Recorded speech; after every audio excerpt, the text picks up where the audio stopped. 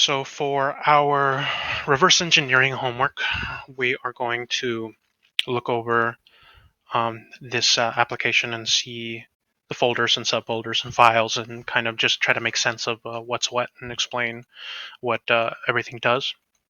So here we have our folders, and we can start with config. In config, we have a middleware subfolder, and inside of that is an JavaScript file that's is authenticated.js. So this middleware is basically just going to restrict the routes that a user can visit if they're not logged in. So basically, what we're going to do is the uh,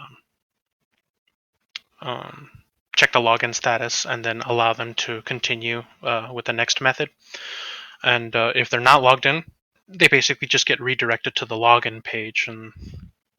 Um, and then we continue down. We have our config .json file, and we have our development, test, and production environments, and basically for our MySQL database here. Um, Below that, we're going to have our passport.js still within the config folder. Here, it's going to, at the top, it's going to require our models folder, which would be right here. And basically, it's going to say that it wants to use a local strategy, which means it needs a username and password. But here in the username field, it's going to accept an email. So when that's done, it's going to find, for our sign-in, it's going to find our email matching in that database.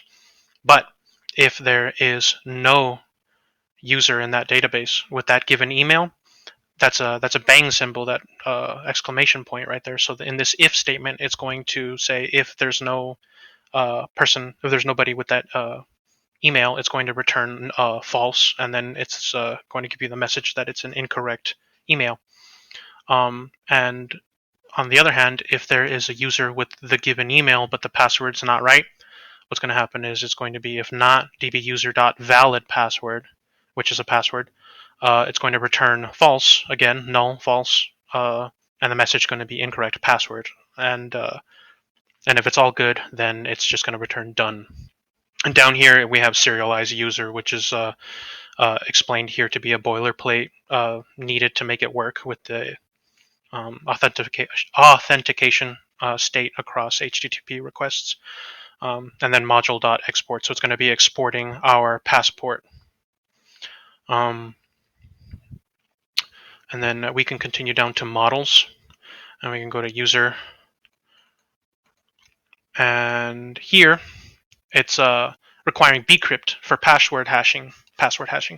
And basically, according to the comments here, it can cause some issues on Windows machines, but bcrypt password hashing basically just means that your password's just going to get randomized, and then on, I think, the server side gets has a key that allows it um, to read what that password was before it was hashed, before it was scrambled, essentially. And then here we have, it's going to be creating our user model, so module.exports equals functions equalize, and user equals sequelize.define, and then in here we have user. So right here, it's going to be saying what to expect for our email, and before it gets created, so that we don't have half-finished emails. So inside of this email, we have that it has to be a type of string. So it's going to be accepting data that is in the form of a string. It cannot be false. Allow null is false, so it won't return a null property. Unique is true, and then validate is just email, and then that Boolean value is true.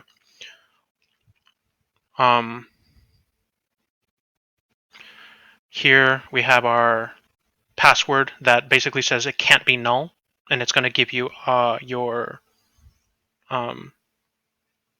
basically it's just limiting the input that you can put in there. It has to be a string, and it will not allow it to be null.